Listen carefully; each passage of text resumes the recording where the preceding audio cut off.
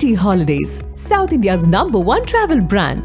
You know you are special when you're with GT Holidays.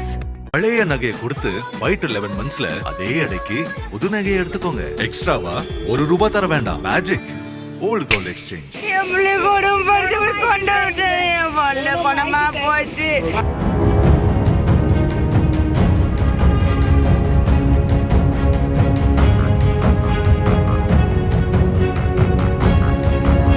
Madurai மாவட்டம் செல்லூர் பகுதியைச் சேர்ந்தவர்கள் இலங்கேஸ்வரன் தனபாக்கியம் தம்பதியர். இவர்களுடைய மகன் ரூபன்ராஜ் என்பவருக்கும் உசிலம்பட்டியைச் சேர்ந்த அக்னிசெல்வி என்பவரது மகள் பிரியதர்ஷினி என்பவருக்கும் கடந்த ஆண்டு செப்டம்பர் மாதம் பெற்றோர்கள் முன்னிலையில் திருமணம் நடைபெற்றுள்ளது.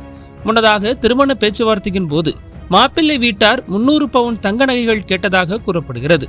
ஆனால் பெண் வீட்டார் தரப்பில் 150 பவுன் மட்டுமே வரதட்சணையாக கொடுக்கப்பட்டுள்ளதாம். இந்த நிலையில் ரூபன்ராஜ் தனது மனைவியிடம் கூடுதல் வரதட்சணை கேட்டு அடிக்கடி கொடுமைப்படுத்தியுள்ளார். இதனால் குடும்பத்தில் தகராறு ஏற்பட்டுள்ளது.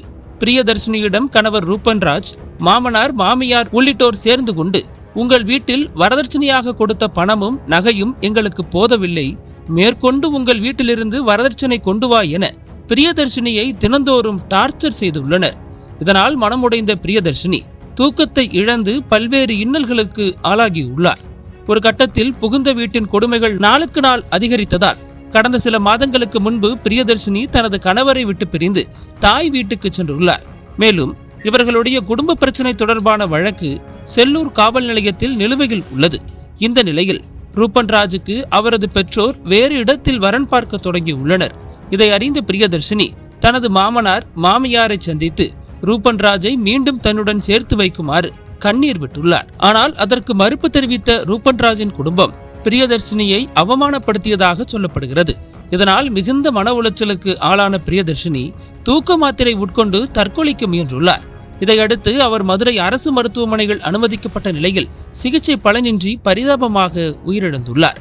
இது தொடர்பாக செல்லூர் காவல் நிலையத்தில் பிரியதர்ஷினியின் பெற்றோர் அளித்த புகாரின் அடிப்படையில் கணவர் ரூபன்ராஜ், மாமனார் இலங்கேஸ்வரன், மாமியார் தனபாக்கியம் உள்ளிட்டோர் மீது போலீசார் வழக்கு பதிவு செய்து விசாரித்து வருகின்றனர். இதற்கிடையில் சம்பந்தப்பட்டவர்களை கைது செய்யும் வரை உடலை வாங்க மாட்டோம் என கூறி பிரியதர்ஷினியின் உறவினர்கள் போராட்டத்தில் ஈடுபட்டுள்ளனர்.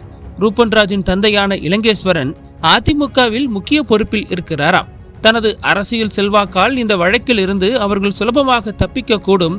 எனவே காவல்துறையினர் சட்டப்படி நடவடிக்கை எடுக்க வேண்டும் என போராட்டக்காரர்கள் வலியுறுத்தியுள்ளனர். திருமணமாகி ஓராண்டிற்குள் வரதட்சணை கொடுமையால் இளம்பெண் ஒருவர் தற்கொலை செய்து கொண்ட சம்பவம் மதுரையில் சோகத்தை ஏற்படுத்தியுள்ளது.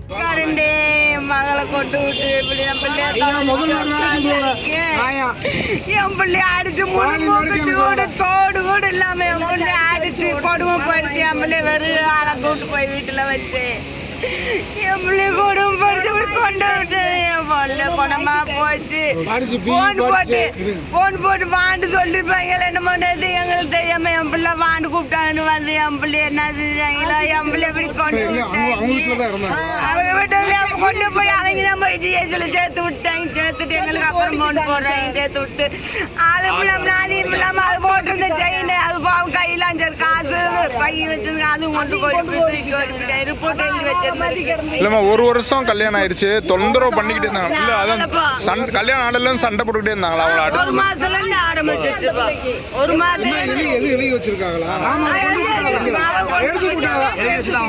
அது பையோட கொண்டு போட்டாங்க. ரமேஷ் கொண்டாடி ஜீவா கொண்டு போட்டாங்க. எட்டு போயாச்சு. அவங்க பையோட எடுத்து போட்டாங்க. என் பிள்ளை அம்மா கொண்டு எடுத்து போட்டு போயிட்டாங்கம்மான்னு சொல்லி அரை மணி நேரம் பேச்சு. அப்புறம் அதுக்கு பேச்சு இல்ல. ஒண்ணு 3 நாள் தான் பச்சை தண்ணி குடிக்காம கிடந்து சேர்த்து புரிஞ்சு வந்தா பொழுதுக்கு போன் போட்டோம். அப்ப வந்து பாருவாங்க, எவனுமே எடுக்க மாட்டோம்ட்டாங்க. மாமியா வந்து பார்க்கல, என் மகளை மருமையை வந்து பார்க்கல, அப்பே வந்து பார்க்கல, யாருமே பார்க்கல. 3 மாசத்துக்கு முன்னாடி அடிச்சு காயப்பட்டு அம்பளே சும்மா அடிப்பட்டேன். எதுவுமே எதுவுமே இல்லாம அடிச்சு காயப்பட்டு